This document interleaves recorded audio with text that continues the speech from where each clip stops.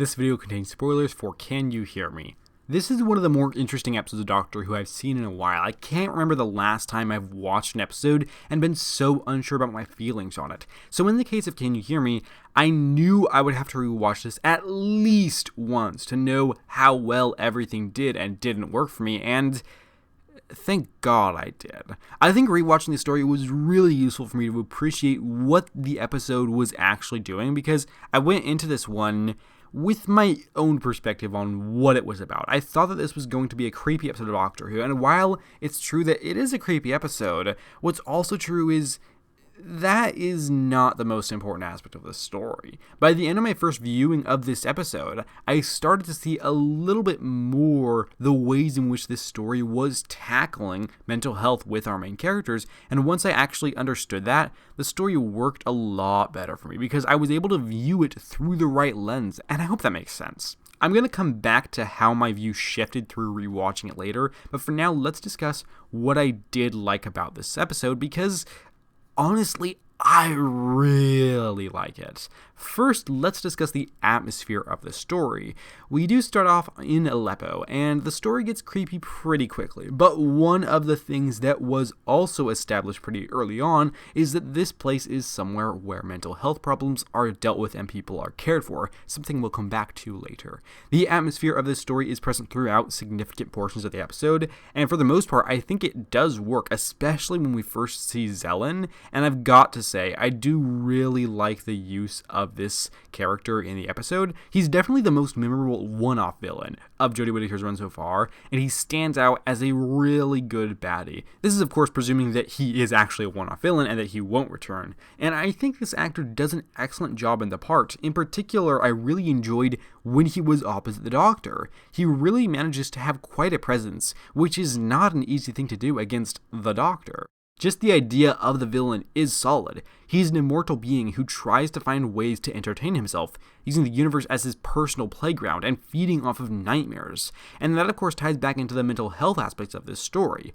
Immortal beings using the universe as their personal playground isn't the most original idea, but it is something that I can't help but be fond of, both in principle and in the execution within this story. One thing that sort of added to this particular take on this kind of story was that Zelen isn't all-powerful, so he can do many things, and in many respects, he is more powerful than our main characters, but he doesn't have full control over the universe, and he isn't even as powerful as his sister. I'm not really sure what to call their relationship to each other, but it kind of felt like maybe they were almost siblings, but not really. Yeah, we'll talk about her later. The actual pace and flow of this episode works very well for me. It didn't on my first viewing, but on subsequent rewatches, I found that it really does, and basically everything in this story has a place within the episode. One thing that this story somehow managed to pull off was giving us a bit of a look inside each of the companions' fears, and showing us a bit of their personal lives. And we actually even got a little bit of this with the Doctor as well, and I kind of loved all of this stuff, and it kind of amazes me that it was even pulled off. That's just because we do have four main characters in this show, so I would never expect them to be able to give us a reasonable amount of insight into each character in 50 minutes, while also telling this story. And I think the only reason it did work is because of how personal the story is and how it is connected to each character, at least to an extent. I really like everything that we see with Ryan and his friend. We had seen the character at the beginning of the season, but we didn't get much of a look at his and Ryan's relationship. I really appreciated seeing that and seeing how Ryan got help for his friend, and we do get an interesting look at Ryan's fears when we see his nightmare sequence with old Tibbo and the Dregs. And not only did I like getting a look inside Ryan's head, but I liked how natural his fears felt. They feel like legitimate things to be worried about, especially given his experiences traveling in the TARDIS. I also enjoyed what we got out of Graham within the story. He came very close to being my favorite part of the episode. His scenes start off interesting because we can tell something a little bit different is going on with him than was going on with Ryan and Yaz, because he sees visions of this woman as opposed to the other two who both saw this old man with a tattooed head. But moving beyond that, we got a fantastic scene within his nightmare with Grace telling him that his cancer has returned. I really absolutely love this scene. I love how dark it is. I love how heartbreaking it is. And I love the performance that Bradley Walsh gives in it.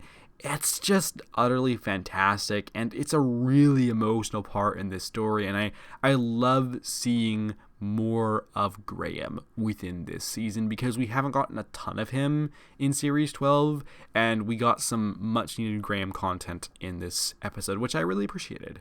Everything with Yaz in this one is the best that I've ever seen from that character. We get hints into her past throughout the episode, but it's not clear what all of it means. There are a number of questions that the viewer has.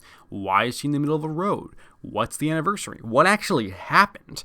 And throughout the first viewing of the episode, I didn't know what was going on. And it wasn't until the very end of the episode that the show let me know the significance of these things. And knowing what everything meant helped in putting everything into perspective. Once I understood Yaz's background, all of her parts of the episode clicked together, and the final scene with her and the police officer remembering her was really great and was ultimately probably my favorite moment of this story, beating out Graham's emotional moment, just barely.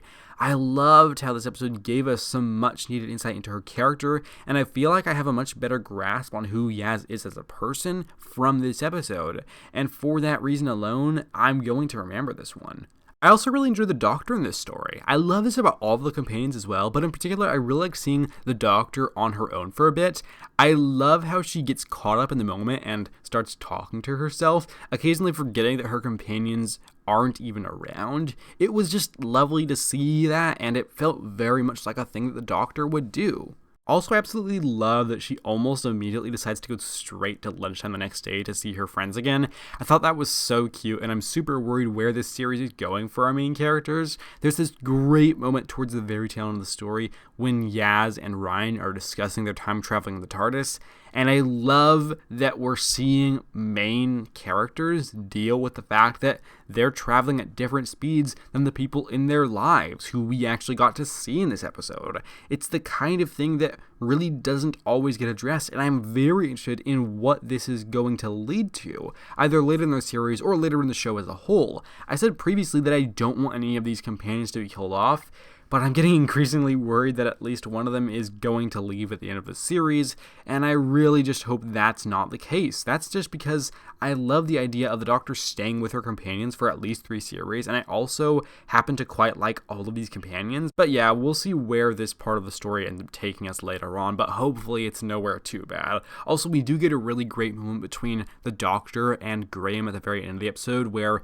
he tells her about his worries, and she listens to him, and she acknowledges them, and she also acknowledges that she doesn't have much for him, but it's, I thought it was implied that maybe later she might come back, and she might give him advice. She might try to cheer him up, but also she might not, because let's be honest, this Doctor has been very closed off with the companions emotionally. She hasn't told them about her home planet burning. She only recently told them about where she is from. So I really like this scene. It felt very fitting, and it was a nice moment to kind of close out Graham's part of the story as well as the Doctor's a little bit. We do eventually find out that the woman they were trying to rescue turned out to be yet another immortal being. I really like this revelation for a couple of reasons. First of all, I was expecting it to turn out to be the Zellin that was actually being unleashed, and that he would have more powers available to him once that had happened. So I appreciated that it wasn't quite what I expected. It was a different person with more powers,